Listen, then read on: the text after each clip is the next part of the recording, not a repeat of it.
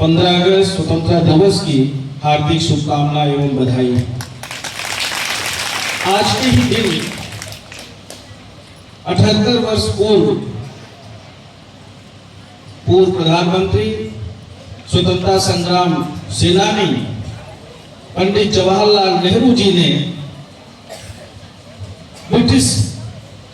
राज का अंत करके ब्रिटिश तिरंगा को अलग कर भारतीय ध्वज को फहराने का काम किया था। अब ऐसे महान स्वतंत्रता संग्राम सेनानी को भी नमन करते हैं, प्रथम प्रधानमंत्री पंडित जवाहरलाल नेहरू जी को भी नमन करते हैं और ऐसे सभी महान स्वतंत्रता संग्राम सेनानी पूज्य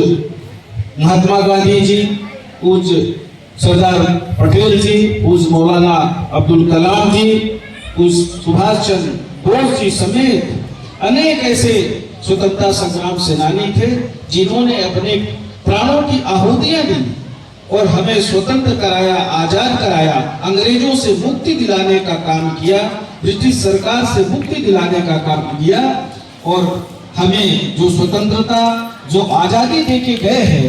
अब उसकी रक्षा करने की जिम्मेदारी हम सब की है,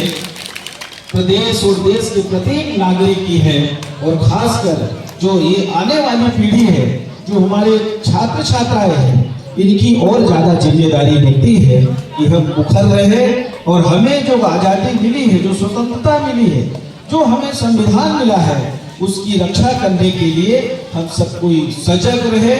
ये आज सबसे बड़ी चुनौती है। आज हमारा जो समाजवाद है, जो धर्मनिरपेक्षता है, जो समानता की बात हम करते हैं, पर आज भी अगर हमें समानता के लिए लड़ना पड़ रहा है, समाजवाद के लिए लड़ना पड़ रहा है, धर्मनिरपेक्षता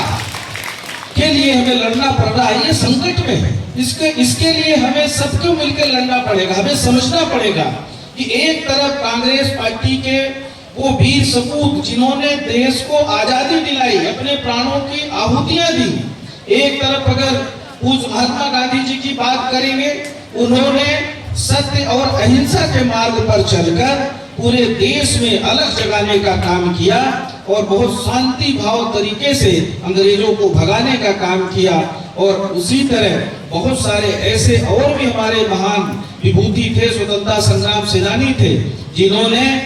इस लड़ाई में अगर जरूरत पड़ी तो सामना भी किया, अंग्रेजों को भी खदेड़ने का, मारने का काम किया, अपने आप को सूली पे चढ़ाने का काम किया। कि ये आजादी जो हमें मिली है ऐसे ही नहीं मिली है। पंडित जवाहरलाल नेहरू हो, महात्मा गांधी जी हो, सरदार पटेल जी हो, पंडित जवाहरलाल नेहरू 11 वर्ष ज्यादा जेल में बिताए हैं। 11 वर्ष कोई अपने लिए नहीं, देश के लिए, समाज के लिए।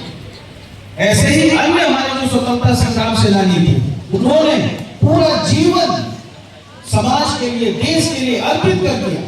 पूरा जीवन समाज और देश के लिए अर्पित कर दिया। आज उनसे हमें सीख लेने की आवश्यकता है और वर्तमान में हमारे सामने जो चुनौती, हमें किस तरह की अभी अशिक्षा से सामना करना पड़ रहा है,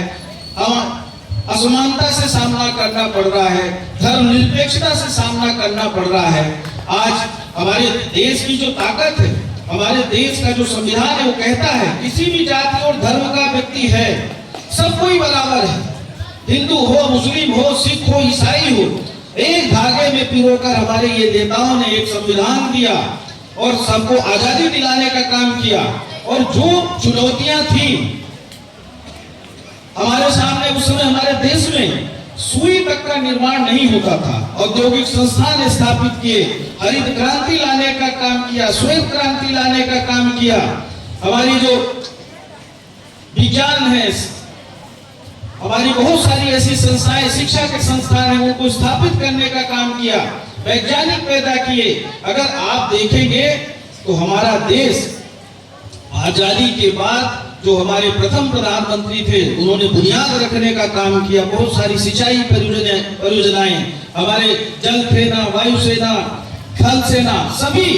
की स्थापना की, बहुत सारी और फोर्सेस की स्थापना की। तो देश जो हमें मिला है और जिस हालात में मिला था, उसके बाद जो हमारे नेताओं ने इसको बनाने का काम किया, आज कहीं न कहीं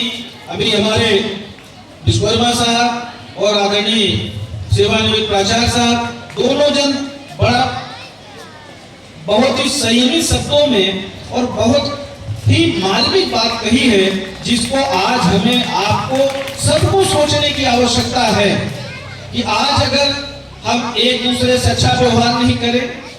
आज हमारे सामने चुनौती अब ये नहीं कि हमें अंग्रेजों को भगाना है, हमें भगाना है अशिक्षा को,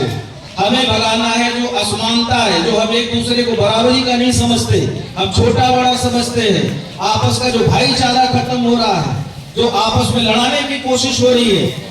आज हमें जैसे अभी बात कर रहे थे दहेज प्रताड़ना की, अरे दहेज लेना ही क्यों है? बच्चे पढ़े बहुत अच्छी बात है, अगर कोई अशिक्षित भी है तो भी दहेज लेना और देना दोनों ही अपराध है। ये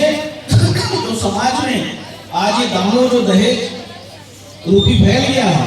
ये भी हमारे सामने बहुत बड़ी चुनौती है। इसको हम सबको समझना पड़ेगा, इसके खिलाफ भी लड़ना पड़ेगा। और लड़ाई कौन लड़ेगा? आज हम तो कह सकते हैं कि हमारी जो बच्चियां हैं बच्चों से बहुत आगे हैं, यहीं पे जितनी भी प्रस्तुतियां हुई हैं, मुझे ध्यान है 2 लड़कों ने यहाँ पर प्रस्तुति की है, उसके अलावा जितनी भी देशभक्ति की प्रस्तुति, अन्य प्रस्तुति जो भी यहाँ पर हुआ है, हमारी सभी यहाँ पर बैठी हुई बच्चियों ने किया, उनको बधाई देते, शुभकामना देते हैं कि एक वो समय था जब मनोकामना जी बता रहे थे कि एक हायर सेकेंडरी जब वो पढ़ रहे थे, एक बच्ची हायर सेकेंडरी में एडमिशन ली थी और